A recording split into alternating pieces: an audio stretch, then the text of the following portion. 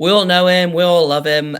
Some of us are probably going to miss him. Today we're talking all about Vladislav Gavrikov on today's Locked on Blue Jackets. You're Locked on Blue Jackets, your daily podcast on the Columbus Blue Jackets. Part of the Locked on Podcast Network. Your team every day.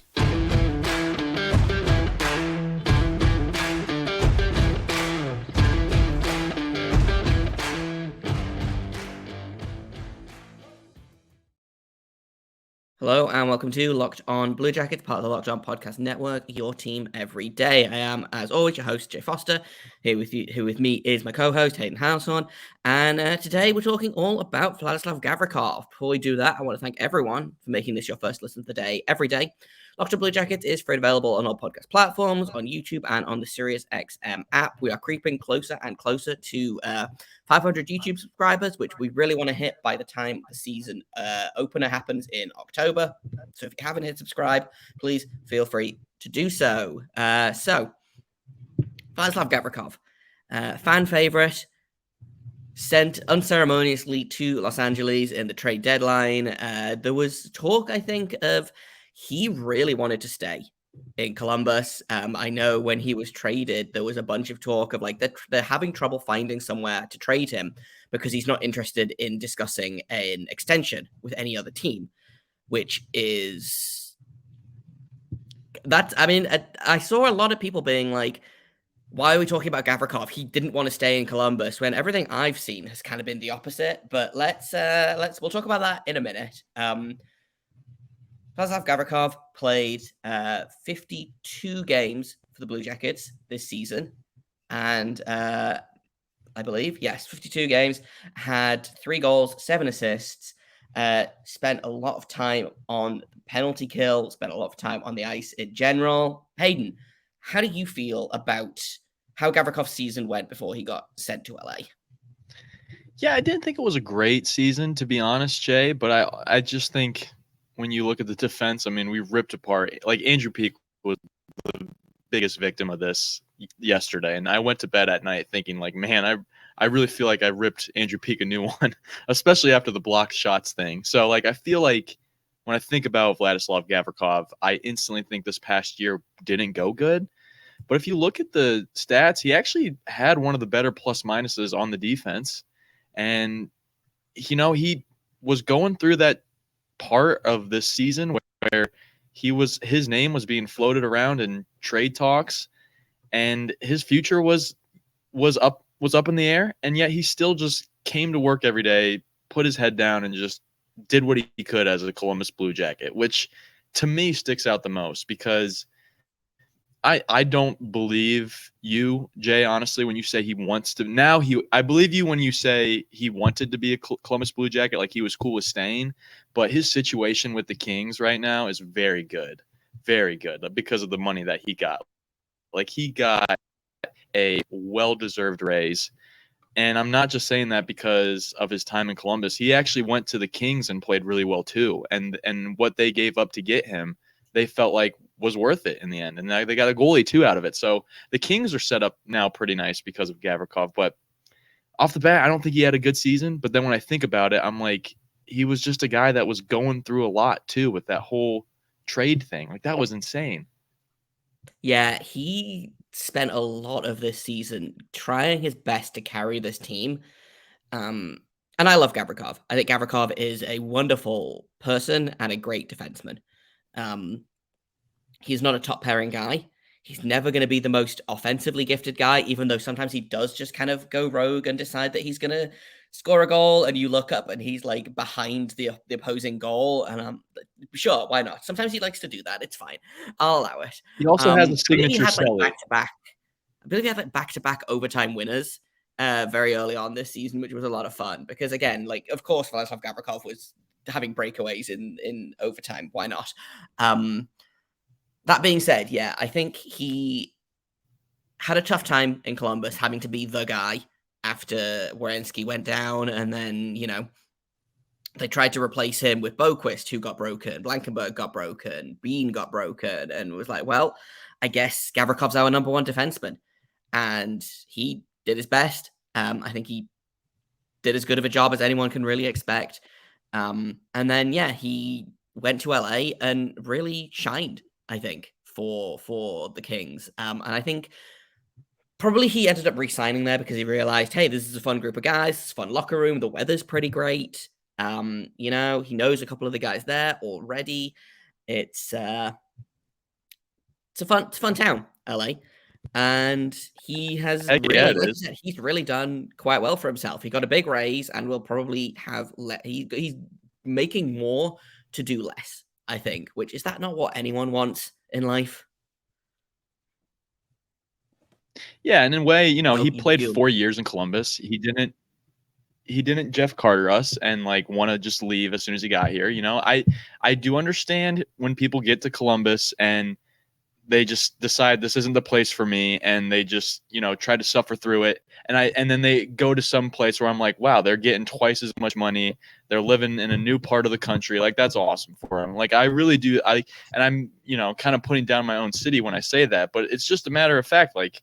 He wanted to stay here too. That attitude, I'm not even projecting that attitude on him at all. That's what I'm saying. He didn't have that attitude, and yet that he got rewarded in the best way. And I just wish other players would feed from that example. Hey, just be a Blue Jacket, enjoy your time in Columbus. There'll be another lifetime for you somewhere else, and the situation will work out. I just think the attitude that he had through all those trade rumors, it was months going on where his name was being floated around for a trade, and he just kept coming to work, and he had to carry a lot of weight. You absolutely nailed it. He had to be the number one defenseman for this team, and I think that's what caught the eye of a team like the LA Kings, and clearly it worked out. He had a positive plus minus the entire series against the Oilers, which is pretty darn impressive. Granted, he's not going against their top guys because he wasn't playing on the top D pair. I don't think he was playing on the top D pair with the Kings.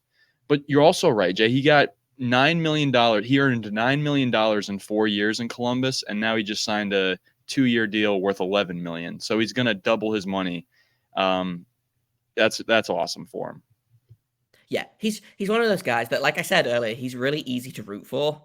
And I think based on how he played in Columbus, he more than earned that raise. I would have given him that money for him to be a Blue Jacket. Obviously, it didn't work out like that. The Blue Jackets went in a different direction. And the other thing as well about Gavrikov is, and I like to trot this out basically every other episode, this dude was a 6th round pick. That's unbelievable. He was picked 159th overall in 2015. The same draft the Blue Jackets got Zach Werenski. And then look at what he's done with that. 69 games in his rookie season, 55 games the second season, 80 games last season, 72 games this season. He's a regular, legitimate top 4 NHL defenseman. And that's, I don't know, I think that's shout out to Gavrikov. I have had no issues with how Gavrikov has played during his time in Columbus or during his time with the Kings. I thought he was fantastic for the Kings. He gave them what they needed, which was a veteran presence, which feels weird to say considering he's 27. And they gave him depth. He gave them depth on the team as well. He was the perfect addition. I think Korpisalo was an important addition for them as well. But if I had to hold those two up against each other, I think Gavrikov was a more important addition than Korpisalo for that team. In my opinion, he's the crown jewel of the trade deadline. I think with what you just said, he's only 27 and he's only played 4 years in the NHL, Jay, because he came from the KHL, and you know how hard-nosed they are about their players leaving. And he came here and he played great in 4 years. I have nothing but positive thoughts on him, and he has that signature celly, which any defenseman that has a signature celly, I love him. That's the thing, he's just, that's what I'm gonna miss. I think is I'm gonna miss the celly, and I'm gonna miss the Blue Jackets social media. The I can't remember what the bit was called, but it was like the CBJ helpline, and it was kids would call in with I don't want to do my homework, what should I do? And Gavrikov would give them advice and stuff. Or it was people would be like, my girlfriend's mad because I play too many video games, what should I do? And I think that's going to be the real loss here, is the CBJ helpline is the real kids. Loss. And so in a minute we're going to talk a little bit about who's going to replace Gavrikov, not in terms of who's going to be that solid second pair defenseman, but like, who's going to do what Gavrikov did for this team? So we're going to do that in just a second here on Locked On Blue Jackets. But first, I've got to tell you guys about FanDuel. Go ahead and take your first swing at betting the MLB on FanDuel. Get 10 times your first bet amount in bonus bets up to $200. That's right. Just bet $20, you'll land $200 in bonus bets, whether you win or lose. That's $200 you can spend betting everything from the money line to the over-under to who you think is going to hit the first home run. Or you can even bet on something that isn't baseball. I don't know if you want to bet on the LA Kings making the playoffs now that they have Gavrikov locked up for the next 2 years, or you want to bet on the Blue Jackets making the playoffs, things like that. You can do that all on an app that's safe, secure, and super easy to use. Plus, when you win, you get paid instantly. There's no better place to bet on MLB than FanDuel, America's #1 sportsbook. So sign up today. Visit FanDuel.com/lockedon to get up to $200 in bonus bets. That's FanDuel.com/lockedon. FanDuel, official partner of Major League Baseball, and also us, the Locked On Podcast Network.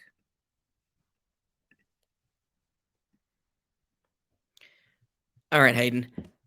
We have to figure out how the Blue Jackets are going to replace Gavrikov, because that feels like we knew it was coming when he was traded. We knew the defense was going to fall off a cliff. I don't think we knew how high the cliff was that it was going to fall off, because it felt like it really kind of torpedoed immediately after the trade deadline. The Blue Jackets picked up a couple of guys that could be the new Gavrikov.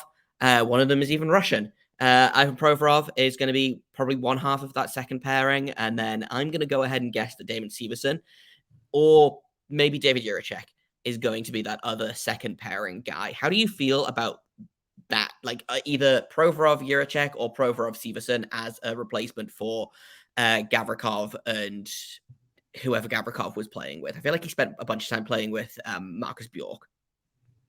Yeah, well, what I think the guy that will replace Gavrikov will be, I mean, it's a mixed bag between those top four, right? Werenski, Jiricek, Severson, and Provorov. You kind of can float those around however Coach Babcock chooses to, and so like that's the like tactical replacement, but every hockey team kind of needs that sweetheart defenseman, like that guy that's he's just there, and like he doesn't do it for any of the shine. He doesn't do it for any of his own personal shine. Like he just plays hockey the right way, and then he celebrates. He has a signature celly. I don't know anybody who has a signature celly in the decor now, but I feel like Blankenburg really could be that next sweetheart defenseman. That defenseman that went from not supposed to have a career in the NHL to having a flourishing career. I don't know if he'll ever make $5 million a year level flourishing, but I think Blankenburg is I hope he learned a lot from playing a round of Vladislav Gavrikov, because I think Vladdy took a lot from a guy like David Savard. Mm-hmm. And if that string of just stay-at-home defenseman, a defenseman that's going to be physical when he needs to, cover ice when he needs to, and just put his head down and just suffer through, trade rumors without, saying a word about it, and being able to give the kids help on a helpline. Like, I feel like Blankenburg can be that guy. But really, that's what I'm rooting for more than anything. And that's more also because of, you just said, Vladislav Gavrikov went from 6th round drafted in the 6th round, which is like what we've talked about here in this draft process and in these draft episodes. You don't really expect those guys to work out, to now he's making $5 million a year on the LA Kings. Like that's amazing. That's a true success story too. Like I'm rooting for Blankenburg for that role. Yeah, I mean, I'm rooting for Blankenburg just like in general. I think we all know this. Anyone who's listened to the podcast for longer than like 5 minutes probably knows this. He wasn't a guy that I had considered as that Gavrikov replacement, though, which is really interesting. And I do think you're right. I think he does have a lot of similar attributes, especially off the ice. By all accounts, Nick Blankenburg is kind of a little goofy and has that kind of that personality that you get with Gavrikov. I don't know that he has quite as cute a dog as Vladislav Gavrikov did. And I think Blankenburg probably skews slightly more towards offense than Gavrikov does. But Yeah, like I'm ready for Blankenberg to succeed. I would love for him to be the guy that gets that third pairing spot that we talked about yesterday. That's kind of up for grabs. With between him and Boquist and Bean and Peak. But if he can somehow figure out a way to like Damon Severson is here long term, obviously. I don't know that Provorov is going to be here long term. So if Blankenberg can kind of cement his place as the replacement for Provorov in a year's time, 2 years time, whenever he ends up leaving the team, that could be really interesting. Because I like Blankenberg a lot. I think he's going to be. He's a guy that again he's 5'8". For people who are listening to the podcast, I am doing giant air quotes there. But he plays like he's much bigger, and I think he has that kind of. He has that bite to his game that Gavrikov did, where you don't see it a lot, and then all of a sudden he'll turn around and just level someone. And because he's 5'8", quote unquote, his center of gravity is much lower than the other person's, and so usually they go flying, which is a lot of fun. But yeah, Blankenberg is a really great shout for the next Vladislav Gavrikov. That's a lot of fun, and it's a name that I hadn't really considered. Well, because I just don't think practically with what the moves that they've made, and also having Zach Werenski and having David Juracek ready to go, like I don't think it's realistic for there to be a replacement for Vladislav Gavrikov, like in terms of like how last year went versus this year.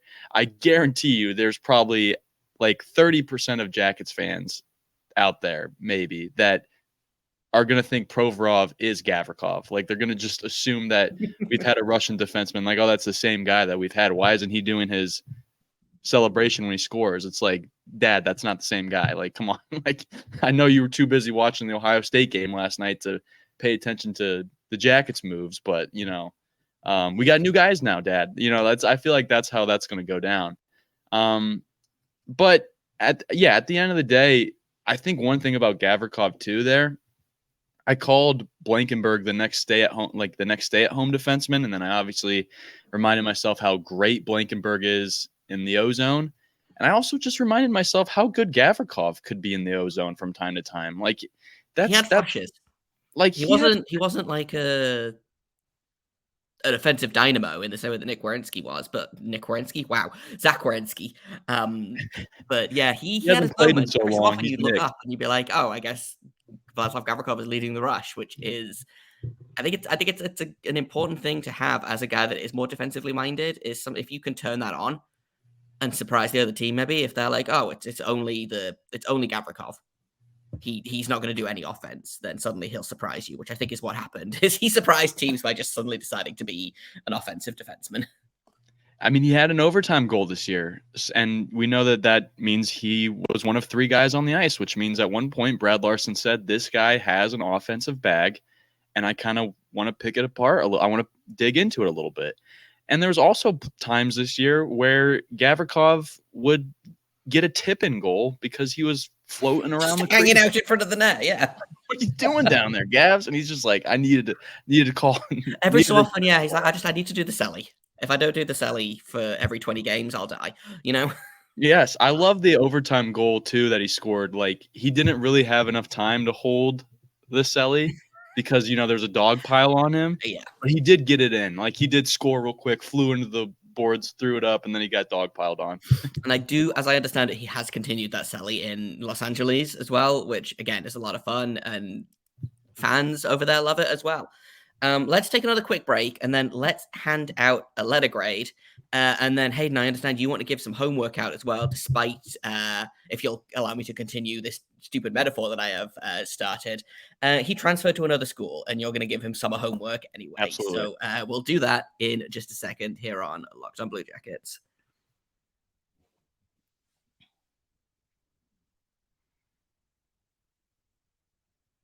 Okay, I know what grade I'm going to give Gavrikov. I've kind of been mulling it over for most of this episode, but I think I figured it out. Do you know what grade you're going to give our friend Vladdy? I do. I'm going to give him A-. A-. I'm giving him an A-.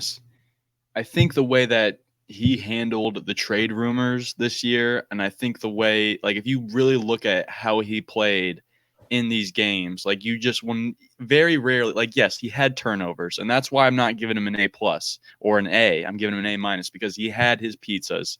He had his really bad mistakes this year. No doubt. Everybody on the defense did.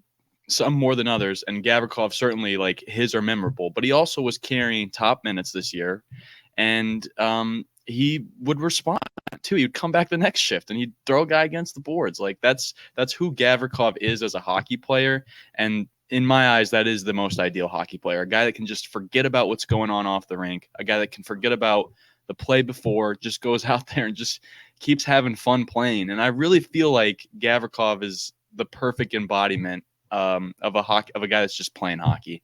And I thought that's what you saw this past year. So I'm giving him an A-. I'll let you give his grade before we give him homework.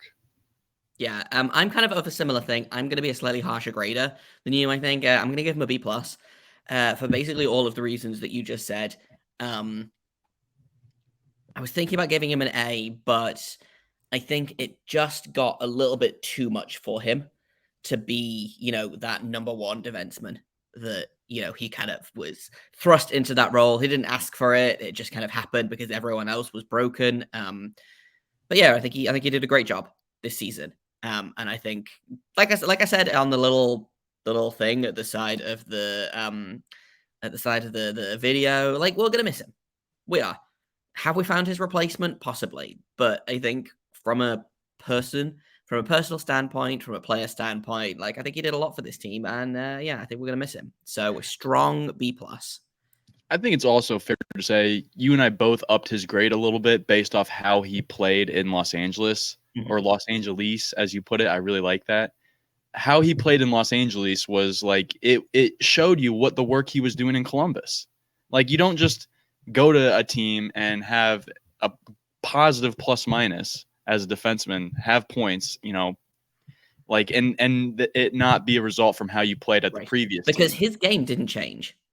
No, is the thing. Like, I watched a couple of the playoff games. I watched a couple of the Kings games post trade deadline when I could catch them. He played exactly the same game as he played in Columbus, but he had more stability. He had a better surrounding cast, and I think this was very much a case of he showed the team what he could do if he had the opportunity. In the same way that I think Korpisalo, who we'll talk about when we do like goalie reviews, he was good for a miserable Blue Jackets team this year, and then he went to LA and immediately was that everyone was like, oh, he's a good goalie all of a sudden. That's so weird. He was playing exactly the same game. He just had more support. And I think Gavrikov is a similar thing. He just played his game, and when he didn't have to play 28 minutes a night and carry a rookie around, he flourished. So he did a great job in Columbus, in LA. I'm probably going to be in LA when the Blue Jackets are this season, so or next season. So I'll catch up with Gavrikov then, and hopefully he's still doing all of the same things. Before we sign off, Hayden, what is your homework for Vladdy? It's very easy. Protect Corpy. Just protect Corpy. Like, well, Korpisalo is in Ottawa now, so it's, okay, so never mind. He can protect it if he wants, but I don't know right. how well that's gonna. You're right. Okay. How about protect PLD? As much as I don't like PLD and how he ended his time in Columbus, we know that he is at the end of the day, he's a good guy. He's a good guy. PLD, he's a good guy. So protect him, I guess. If he wants to protect Corpy, he can go to Ottawa too, I guess. He'll probably be more disappointed because he'll have to live in Canada, but Canada might not have deserved that shot. Sorry. No, that feels unfair to the country of Canada as a whole. I'm not gonna say opposite, but their fire is smoking up Ohio right now. Your dollars are worth more in the States. That's just how it works. So yeah, it is. That's why everyone goes to Tampa Bay. Yes. Yeah, don't go there. You're not allowed to go there, Vladislav. We've lost too many good players to the state of Florida already. Yes. In fact, come check in with me before you are officially before you allow any other trades. Yes. Yeah. Yes. You're good in LA, right? I like this specific podcast. Yes. Hayden, do we have anything else to say about Vladislav Gavrikov before we? It sounds like he's got no homework because I don't even care if he protects Pierre-Luc Dubois. I don't even care if he protects him. So he's off the hook. Protect the goalie. I can't think of who. It's Cam Talbot, I think. You can protect him if you want. He's the new goalie now. Sure. Just continue being you, Gavrikov, I think is my homework. That's kind of all we've got for today. Tomorrow, we are going to be talking about. We're going to be picking who we think are going to be the top 3 breakout stars for the Blue Jackets this season. So guys who have maybe had their rookie seasons already and are due kind of a big step up. Guys who probably will be going into their rookie seasons. Maybe guys that are kind of primed to explode out of what they previously were doing. So it's not necessarily going to be Adam Fantilli end list. I think there's going to be some really interesting names on that list for you guys to think about and for you guys to get excited about going into next season. I've been Jay Foster. You can find me on Twitter at _Jacob Foster, JAKOBFORSTER. You can find Hayden over at Hayden8971. You can find the show at LO_Blue Jackets. If you have comments, questions, criticism, you can email us at lockedonbluejackets@gmail.com. Thank you once again for making this your first listen of the day every day. Locked On Blue Jackets continues to be free and available on all podcast platforms, over on YouTube. And also, if you're a radio person, you can find us on Sirius XM as well, which is super exciting. So until tomorrow, on whichever platform you choose, make sure you stay locked on.